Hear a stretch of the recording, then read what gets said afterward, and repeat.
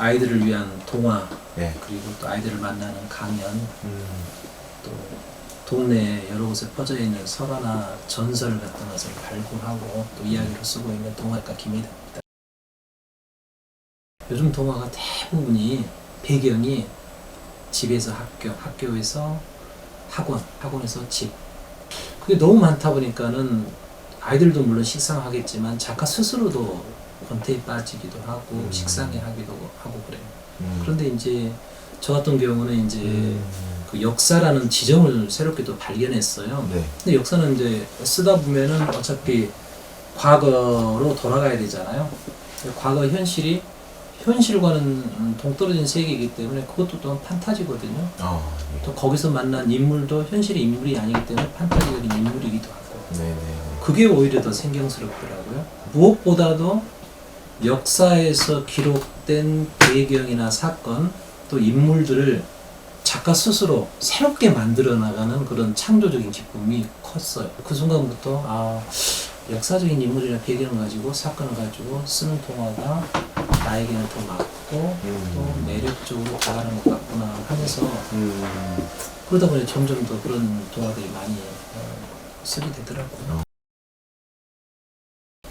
좀 두 가지로 나뉘어요. 예, 그래서 이제 인물 이야기는 가능하면은 실존했던 인물이잖아요. 예. 그다음에 그 인물을 연대기적으로 업적을 따라가는 그런 이야기는 가능하면은 그 인물의 팩트에 집중을 해요. 근데 이제 과거의 어느 인물을 현재로 소환해서 새롭게 창작하는 동화들이 꽤 있어요. 그러니까 인물을 좀 이렇게 뒤바꿔 본다든지 또 그 이전에는 그랬을 인물이 아닌데 지금 이렇게 해석해 보면 또 얼마나 더 재미있을까 그런 인물들 재해석, 재창조 그런 경우가 있거든요. 근데 이 위대한 과학자의 방 같은 경우는 위소라는 인물이 팩트가 존재하고 그리고 또 업적도 정확하게 존재하기 때문에 가능하면 그 업적을 따라가는 그쪽으로 좀 선택할 수밖에 없었어요.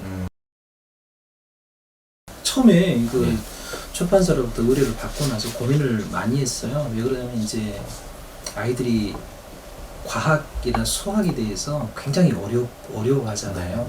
접근이 힘들고 이런 것을 어떻게 아이들이 읽는 인물 이야기를 쓸까 고민을 많이 했는데 그러면 먼저 에필로그와 프롤로그를 나눠서 이 두 부분을 만화로 배치하고 그림도 좀 아이들 호기심을 자극할 수 있는 그 만화 형식으로 하고 또 중간중간에 위대한 과학자 방이 사실은 움직이는 방이에요. 그래서 방이 이위소가 관련된 방이 한 5-6개가 있는데 한 방에서 한 방으로 옮길 때마다 미션을 거기다 수행하게 했거든요. 독자들이 미션을 풀면 다음 방으로 넘어가고 미션을 풀지 못하면은 소멸이라는 그런 또 긴장감도 주고 이렇게 해서 각 방마다 이소의 그 연대기적으로 뭐 어렸을 때 또 중학교 때 또 유학 때 뭐 연구자일 때 이렇게 다 계속 나눠져 있거든요. 그래서 미션을 풀면서 한 방 한 방 한 방 옮겨가고 이제 나중에는 이제 모든 걸 다 해결하고 나면 원위치로 돌아오는 그런 구조를 가지고 있어요. 그러니까 아이들이 이제 과학이 어려우니까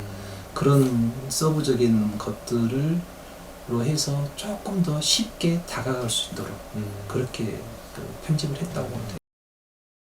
이 이야기는 실제로 이제 이위소라는 물리학자가 어렸을 때부터 일제강점기 때부터 이제 학교 다니고 해서 또 6.25를 거치고 또 미국으로 유학 가서 실제 공부하고 또 지난한 연구 생활을 거치고 실험하고 이론을 실험으로 풀어내고 하는 과정 그리고 미국에서 그 수많은 물리학자들과 겨뤄서 물리학자들의 물리학자 또 노벨 문학상을 받은 노벨상 수상한 자들의 그 위에 또 노벨상 수상자 물론 수상은 못했지만 거기까지 오기까지 이위소라는 인물이 과학에 대해서 얼만큼 노력하고 애타게 또 기다렸던 그런 과정을 보여주고자 했던 거거든요. 그래서 물론 이제 아이들이 물리학이 저도 모르겠어요. 원래 과학 전공이 아니기 때문에 물리학을 전혀 모르는 상태에서 저도 모르는데 어떻게 아이들에게 전해줄 수가 있겠어요. 그래서 물리학보다는 이소가 그 과학에 대한 어떤 진심이었던 그런 것들, 또 노력했던 점들, 또는 업적들을 중심으로 이야기해주고 싶어서 이 이야기가 탄생된 것 같아요. 소립자 물리학이라고 이제 네네네. 이 우주를 생성하는 모든 물질은 네네네. 쪼개고 쪼개다 그런 과정이 있잖아요. 모든 물질이 분해되는 과정을 실제의 이론과 실험을 통해서 그것을 증명하는 그 과정을 밟았던 그 인물이 바로 이휘성의 소립자 물리학이라고 생각하거든요. 어렸을 때부터 성인이 돼가지고 교수가 돼가지고 그 과정을 쭉 살펴보면은 이제 제가 이제 지어냈던 말이긴 한데 걷는 자 위에 뛰는 자 위에 나는 자까지만 있잖아요. 네네. 나는 자 위에 노는 자는 이제 제가 만들어낸 거예요. 노는다는 게 단순히 뭐 게임이나 뭐 그런 게 아니라 자기 일을 가지고 놀이로 소화하는 사람을 좀 노는 자로 우리가 표현을 하는데 이소가 그런 것 같아요. 즉 이제 그 이소가 어렸을 때부터 그 어마어마한 독서량을 자랑하기도 하지만 또래 아이들이 읽는 독서를 뛰어넘어서, 물론 아버지하고 어머니가 다 의사, 아버지 물리학자가 꿈이었는데 환경상 물리학자를 할 수 없어서 어머니랑 같이 의사 할 수밖에 없는 그런 상황이었는데 아버지가 보는 책들, 초등학생이 아버지가 보는 책들을 탐독하고 또 주변에 있는 모든 책들을 다 뭐 쓸어 모으듯이 읽기 시작하고, 그 중에서 특히 이제 과학을 좀 좋아해서 과학 책들을 좀 많이 읽었던 것 같아요. 근데 중학교 때 이미 실험실을 가질 정도. 그러니까 집 2층에 어머니에게 부탁해서 실험실을 이렇게 갖춰놓고 집에 오면은 실험실로 들어가서 뭐 어떤 실험이든 그냥 놀이로서 하는 거예요. 놀이로서. 네. 그럼 이제 어렸을 때 우리 보면은 놀이가 아니면 모든 게 실증나고 그냥 재미있고 때려치잖아요. 네. 포기하잖아요. 네. 근데 놀이면은 끝이 없거든요. 네. 끝까지 가거든요. 네. 그러니까 모든 과학적인 그런 것들을 실험을 놀이로 여겼던 것 같아요. 그 다음에 이제 학교 생활부터 시작해서 미국으로 그 유학 가서 생활도 보면은 언어 소통의 문제를 해결하는 과정, 그리고 꿈도 영어로 꿨다고 그래요. 꿈도 영어로 꿀 정도. 그 다음에 실험하는 과정도 놀이처럼. 그러니까 재미가 그렇게 실험이나 이론적인 그 재미를 붙였다고 그런 얘기가 굉장히 많이 나오거든요. 그러니까 이 인물은 모든 게 놀이였구나. 공부가 아니라 놀이였구나. 그 생각이 그렇게 들더라고요. 근데 놀 줄 아는 사람에게 이겨낼 사람은 없죠. 네, 저는 그렇게 생각합니다. 이제 저는 이제 아이들에게 이제 책 읽기를 조언을 준다고 할 때 수동적으로 읽으면 절대 안 된다고 생각하거든요. 그래서 아이들에게 이제 작가가 물론 이야기를 처음 시작하고 나서 여러 가지 갈등 과정을 거쳐서 결말까지 치닫는데 아이들에게 작가가 써준 대로 읽지 마라고 저는 얘기를 해요. 그래서 처음부터 그 인물에 대해서 사건에서 먼저 의심을 품어라.